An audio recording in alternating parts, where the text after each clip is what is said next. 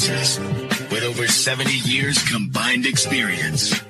This is the Bob Ryan and Jeff Goodman podcast. Hey, everybody, it's Gary Tanguay, along with Bob Ryan, Jeff Goodman, who's busy covering the NCAA Tournament, so we're going to do our best to fill in for him. And Bob has a lot of thoughts on the tourney, so don't worry about that, college basketball fans. You'll get your fill. All right, we are brought to you by Prize Picks, the exclusive daily fantasy partner of CLNS Media. Pick more, pick less. It's that easy with Prize Picks. Bob, we are in foreign territory. Well, I shouldn't say foreign territory. It's been a while since the Celtics have been in a position like this. Basically, they're just cruising. They're going to win the Eastern Conference.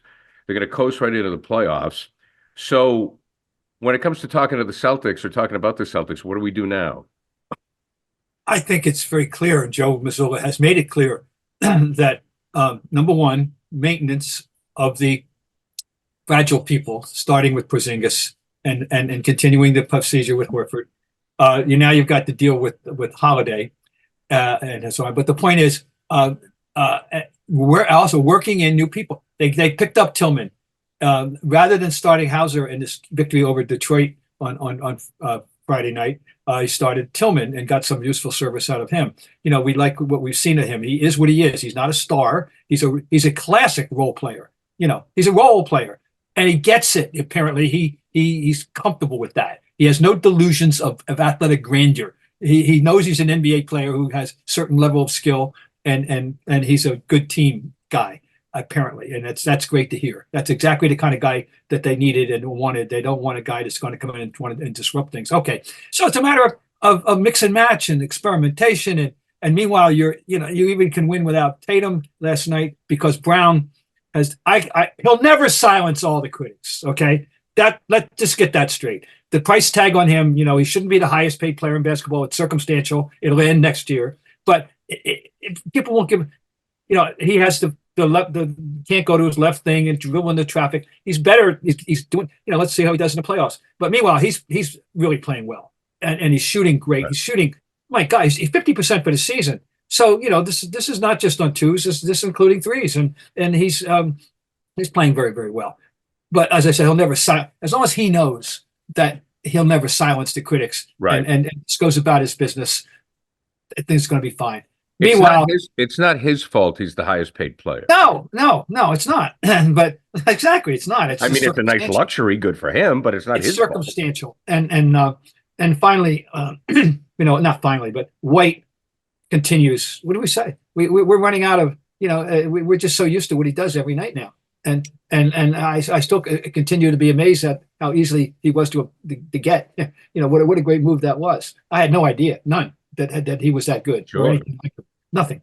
And then but that's what Joe's going to do. Joe's going to mix and match, try things, and make sure that nobody gets over, that people get the right amount of playing time.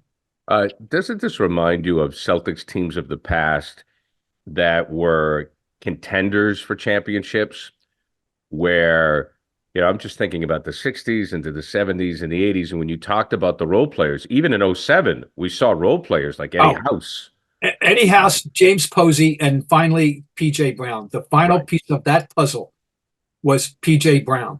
And absolutely, those three guys, if they don't do what they did, there's no championship. They were part of the whole mosaic, if you will, the whole puzzle. So absolutely. And now we have Pritchard and we have Hauser filling those roles, and the much underrated Jrue Holiday. Jrue Holiday has made himself known in a very positive way, particularly the second half of the season. They are legitimately 9 deep for sure, and that's enough. You don't need more than that, and that's fine. And I'll do the math here with Tillman. Are they 10 deep? I lost track. But they're sufficiently deep. I'll put it that way. Right. Joe has a lot to go to on the bench. He does. He's got options. And how about the other day playing Kornet and Porzingis? And you're right. Porzingis, because he has that outside shooting threat, and he is more agile laterally than people would have believed.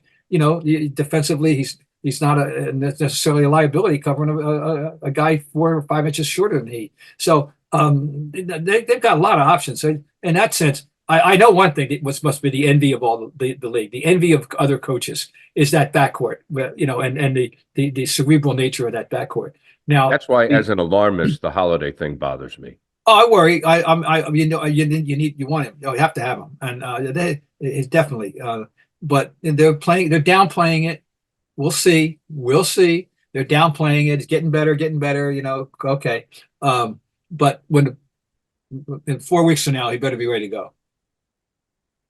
They have plenty of time for Holiday to get better. What they have right now, they're very fortunate they can rest people. And they're also in a situation where I read that Porzingis said, I could have come back earlier. Yes, he said, stakes were high, quote unquote. Yeah. I could have come back. So yeah. he's nursing a hamstring. Right. The hamstrings, I don't care what sport you're talking about. You don't want to mess around with that. They're so deep, though. Porzingis is probably thinking, okay, I'm nursing this hamstring. I could take more time, but I still got to get some touches. I can't get too rusty. Yeah. Right. So let's get to my boy, my crusade, Payton Pritchard. Go ahead. Well, he has become absolutely a official pest.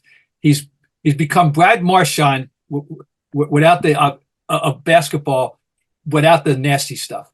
I mean, without the skates. You're right. Without he and I said this, and he's a cross between Larry Siegfried and Seasting if Seasting had a 3-point shot. So he's the first Payton Pritchard in the Red Sox history. But he does remind me of Larry, of Siggy on defense.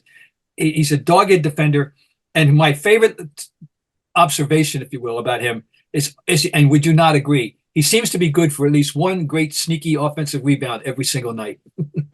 Right. You got to box that little guy out. And you got to know where he is, and that wasn't part of the package that because the package that people thought was the shooting. He's a 3-point specialist, and that's what got him into the league as a first-round pick. He was in fact the number 26 pick of the 20 draft in the first round. And now, and speaking of the shooting, he's been in double figures. Now he's getting real steady extra playing time. He's been in double figures 7 of the last 8 games. His last 3 games, Garrett, 23 points, 19 points, 20 points, 23 for 40 from the floor, including 6 in his last 4 games, 16 for 31 from 3. To go with, he's shooting almost 40% for the season, which is what you want. And I mean, what's not to like?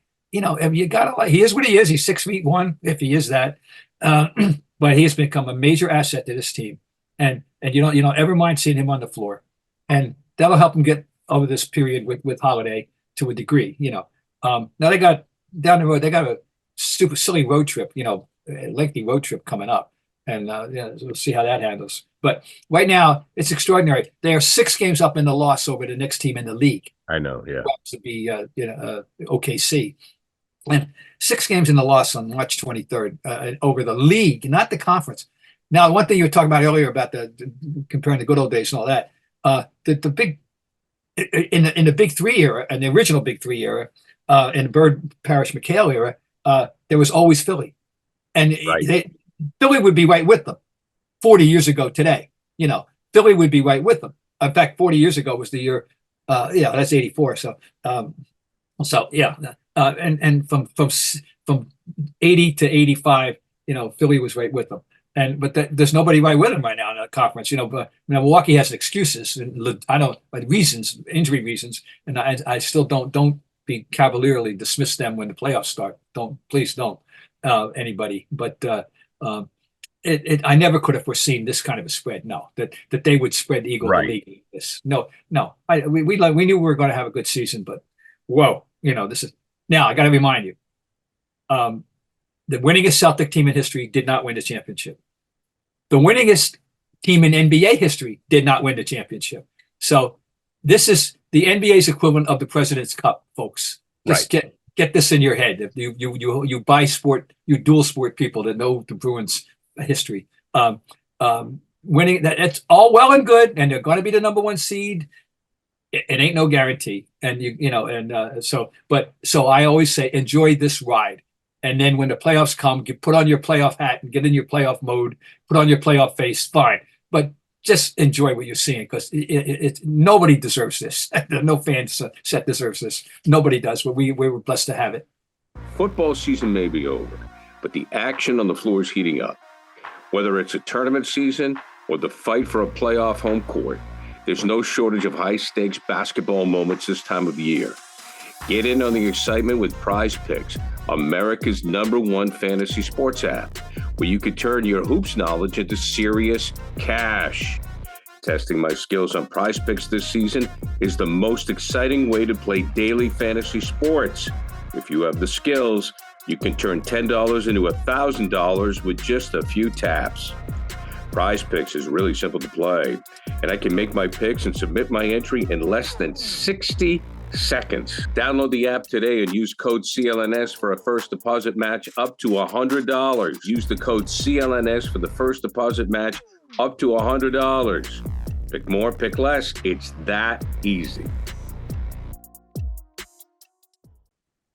Now, the Celtic team that with the 70 wins, that was 73, correct? That they 72, 73 season, 68. What was which NBA team? The Bulls. I mean, Warriors, 73. The Warriors. Didn't they break the record, or the Bulls still hold the record? Okay. Oh, that's right. Yeah. Right. Okay. 73. So they didn't win. And, you got hurt, and things happen. And the Celtics didn't win for a very simple reason. John Havlicek ran into a pick between Dave DeBusschere and Bill Bradley and messed up his shooting hand shoulder and had to play 1.5 hands the rest of the way, mostly left-handed. And they still went 7, losing a rout at home in the 7th game, by the way. And they're the best team in Celtics. They were the winningest team. Now, the next winningest team did win, 67-15. That team did win. And that, of course, is the 85-86 team. Right. And then I believe the 07-08 team was 66 wins. And, of course, we know that they did win. But the winningest team did not win. Just keep that in mind. What was it like running into a Dave DeBusschere pick? Dave DeBusschere was a tough guy. He was a standard of forward excellence in those days. And until they picked up Paul Silas as the antidote, he tormented them. Paul Silas was the kryptonite for them, for DeBusschere. Interesting, very. And he also, though, he was a combination of finesse and strength. He would have flourished in today's game. He had 3-point range. And Wow. he could have been a very good floor spreader here. Believe me. In addition to his his duties in the trenches. It's a physical game. Well, let's go out west, Bob. And I want you to give me your thoughts on these 4 teams, because it seems right now these 4 are the contenders. Yep. With the Thunder, Nuggets, Minnesota, and Clippers. And that is the order of the Western Conference standings. Yep. Break it down for me. Well, OKC is a team. It's a growth stock that we're seeing having Right. good weeks. Good returns every week. With it's a young, youth-oriented team, with a player who's having a tremendous year in Gilgeous-Alexander as the SGA now. They believe in themselves very much. But they only have a 1-game half. Well, actually, they're tied in the win, or 1 in a loss over Denver. It's Denver to beat, and I mean that with regard to until proven otherwise. They're the favorites. They're definitely the West favorites to me to come out of the West. Nothing's changed with them at all. Jokic continues to do what he does every single night. Murray, just do what he does. Okay, Minnesota's an intriguing team. They've got Anthony Edwards. I'm telling you, is doing a Michael Jordan imitation this year. I mean, he's. I'm not saying he's Michael Jordan, but I'm telling you, if you want to have a young person say, what was Michael Jordan like? You say, well, look at Anthony Edwards and turn it up a notch or two. He's having a phenomenal year. They got the big guys, Gobert and they don't have Karl Anthony Towns now. Right. And I don't know in the long run. The metrics showed that they were winning as much without him as they were with him, even though we're surprised to hear that. And Gobert is a threat. He's obviously once again making a bid for Defensive Player of the Year. I think they believe in themselves. Now the next team up, of course, we know what they're all about. They've got 3 veteran guys. The LAC, the Clippers. They got Leonard and George and Harden. Zubac is a better big guy than people realize. But he's pretty good. But it's all about those three guys, and the fact that two of them, you don't know if they're going to be able to show up every night when the playoffs come. Right. It tells you that Leonard and George are very injury prone, and the one big thing for them is that it took a while, but they finally accommodated themselves to Harden, and Harden accommodated themselves to them. He's not an easy guy to play with, I don't think, or to live with, probably. But they're going to be the proverbial tough out, I think, assuming they stay healthy. But there's no guarantee on that. They're not going to win. I will be very, very, very, very surprised if whoever comes out of the East is not staring Denver in the face. It's going to be Denver. It's going to be Denver, Boston. I think it's Denver, Boston. Yeah, and that's it. Now, let me just say this: in terms of winning a series and being annoying, the next four teams, you can make a case for all of them being in that category. Phoenix, we know what the story is with Phoenix in terms of the top heavy with Durant and Booker. I love Booker still, and Beal, but very, very thin in depth. Then we've got Sacramento, last year's darling in the playoffs, that have not rebounded well at all to it. They're 40-29. I'm better off than I thought. I love. I give mouth the soapbox every time the subject of Domantas Sabonis comes up. Oh yeah. And the Lakers, when will Anthony Davis get hurt? We'll be in the first round. Yeah, I mean, it just doesn't seem to be in the cards. No, and I don't think so. They'll have a game every now and then. They're the not. I don't know if they're the micro or the macro. That's the big picture. The big picture, and probably the macro. We have learned with great players as they get older, and they clearly are not what they were. But every once in a while, it's a way back. It's a throwback night. Right. Larry had those. That's the way Larry's last couple of years were. Every couple once in a while, like he had a 46-point game against Portland on Sunday. Where'd that come from? Because he hadn't been doing anything like that. And they've got a team like that. And they could be a team like that. And Golden State, the same thing. Nobody thinks they're going to win, but to borrow one of my own favorite phrases, nobody's going to go into a series with them saying, "Oh, goody, we're playing the Warriors." Right. You're going to, and the Warriors have quietly developed two young players, Kuminga and the guy I mean with the tongue twisting Polish name. I can't figure his name already. The rookie, and but that's something that they've been dying for a couple of years, is find some good. They thought it was going to be Wiseman. Well, it wasn't Wiseman, but it turns out it's Kuminga and it's Brzezinski, whatever. I'm sorry. Forgive me, everybody out there, for butchering this young man's name. I got to do better. I got to do better than that. I'll get it down. And then that's it. After that, no. It's so they're going to be. There's a potential for some interesting moments for those other teams, but I will be totally amazed if it's not Denver. I think so at the end of the day, and that's going to be, the Celtics had. Tatum did the one thing that Celtics fans, I think, can sit back and maybe relax a little bit, because Denver still scares the heck out of me, is that Tatum didn't have good games against them. So yeah. It's a small sample size. Now, two games, and one was a 2-point game, and then the other one they could have won as well, and we know that. But just Denver's for real, and he is an amazing player. Period, and it's. And I will look forward to it. I just love watching him play and see how he gets it done. So and I don't even have to say who that is, the big guy. You want to look into the mystery of that is Zion Williamson. Well, Zion Williamson, yes, has been playing very well. And then suddenly last night they did win, but McCollum went off at 30-31, I believe. And they win, and Ingram's hurt. I hadn't been paying attention to realize that. But they win the game anyway, but he had played 24 minutes at 4 points. And and as soon as I saw that box score, I said, "Oh my God," because you're always ready for him to get hurt. And I went recap and just said he didn't say anything about injury. So just a weird night, for him. But he's had nights lately when it's everything that people thought he could be, and Sure. which is a whole package, triple double kind of guy. I always remember when he was a senior, when he was the one year he played at Duke, that the greatest play I saw him make all year was a pass. Amidst all the dunks and all the wonderful inside stuff, and he can play. He knows how to play this game. There's no doubt. And it's just with a body that is not meant for basketball. It's a body meant for for football. And it's a body that has never rewarded anybody with a long career in the NBA. Frankly, so he's fighting history there. But you want him healthy. He's fun. Apparently for all odds he's a good guy. He's not a jerk, and you. Oh, never heard a bad thing. No, so I'm here. I'm glad, nice to hear that. So you want to root for this guy to have a career and for their fans to get the benefit of it. So I'll keep my eye on that. I just could be one of those weird nights.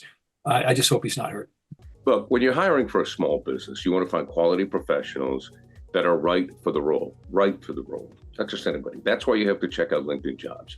LinkedIn Jobs has the tools to help you find the right professionals for your team faster and for free. It's important. You want to have quality candidates to interview. And with LinkedIn Jobs, it makes it so easy to find them. LinkedIn isn't just another job board. LinkedIn has a vast network of more than 1 billion, that's with a B, 1 billion professionals, which make it the best place to hire. It gives you access to professionals that you can't find anywhere else. LinkedIn does all of that while making the process easy and intuitive. Hiring is easy when you have so many quality candidates. So easy, in fact, that 86% of small businesses get a qualified candidate within 24 hours. LinkedIn knows that small businesses are wearing so many hats. I mean, you have a lot of jobs to do, right? While you're growing. And you might not have the time or the resources to sit there and do the hiring. LinkedIn is constantly finding ways to make the process easier. They've even launched a feature that helps you write job descriptions, making the process quicker, easier, less of a hassle. 2.5 million small businesses use LinkedIn for hiring. Post your job for free at linkedin.com/scribe. That's linkedin.com/scribe to post your job for free. Terms and conditions apply. Let's get to the NCAA tournament. And first of all, Bob, let's define an upset. And I'm not even so sure your definition of an upset is an upset anymore. Well, I've been saying this for years, and I have fun with this, particularly with Tony Kornheiser and his show. People would, if anybody thinks that 9/8 is an upset, when they don't realize what the parity, it's ridiculous. Okay, here's what happened. In my opinion, true upsets start at 4-13. Right. Historically, 12-5 has been the one where you go, and in the last few years it hasn't. However, here's the summation of yesterday of the first round. Okay, the first round's over now. Okay, we have a 3-14 Oakland over Kentucky. We have a 4-13 Yale over Auburn. We have 3 5-12s this year, 3 12s over 5s. Grand Canyon over St. Mary's, San Diego State over UAB, James Madison, watch out, over Wisconsin. We have 3 11s over 6s, which shouldn't surprise me at all. Duquesne over BYU, NC State over Texas Tech, and Oregon over South Carolina. We have 1 10 over 7, Colorado over Florida. Oh, and then in the dreaded 8-9, oh my God. Some people would think that we had 3 upsets. Number 9, Northwestern over number 8, Florida Atlantic. Number 9, Michigan State over number 8, Michigan State. And number 9, Texas A&M over Nebraska. Sum total, if you think that those are all upsets, that's a total of 1, 2, 5, 6, 9, 12 upsets. No, we have 2 upsets. 2. Yale over Auburn at 4-13 and Oakland over Kentucky at 3-14. Everything else is not an upset. It's just the NCAA tournament, period. The parity, particularly this year, a year when we had 4 different teams as a number 1 team at some point in the season, when the number 1 team the best team in the country has 3 losses, and that's UConn. It's that kind of year, and so forget about that nonsense. So I just like to have fun with that, and it's that there's 2 upsets yesterday, and they were whoppers over the 2 days. I mean, Oakland over Kentucky, and then Yale over Auburn. I love that. Yale took a punch in the mouth to start, and they said, "Okay, I thought they were done. I didn't think they were coming back." They said, "Okay, is that it? You done?" and then we're going to play. And they played. And then they fell behind again a second time. I know. And they came back. And good for them. That's really nice for them. Yeah, I didn't think they were going to by the way, but they did. James Jones has been there now quite a while. And his brother Joe is the BU coach. And I'm wondering, because we're talking about 500 career wins total, I'm wondering if they're the greatest winningest brother combo in NCAA Division I history. I'm going to throw that out there. I wouldn't even know how to begin to research that, but someone could. So that's a challenge for our audience. I want somebody to find out for us if they're the winningest brother combo in NCAA Division I history. James Jones at Yale and Joe Jones at Boston University. Hit Bob up on Twitter. Hit us up or X. Next me. And so they're both. I counted them both in my professional capacity over the years. Great guys and very deserving people. It seems to me that the NCAA tournament is thriving despite the premature prediction of its demise once guys were going to the G League or straight to the pros. A lot of people, and there are people out there say, well, the talent is diluted. That's the game. The teams aren't as good as they once were. And we really haven't had a truly great team since the Florida back-to-backs in 06, 07. That was a juggernaut. Three guys the front and the forwards. For the front line was Noah, Horford, and Corey Gaines. And the backcourt was solid.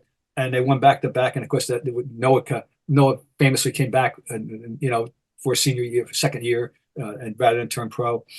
Anyway, the tournament remains the tournament. It's still, and by the way, the big interesting thing on Saturday at 3:00 were the TV sets be tuned to your pick of NCAA best men's games, or would the TV sets be tuned to Caitlin Clark against the Crusaders of Holy Cross? Yes.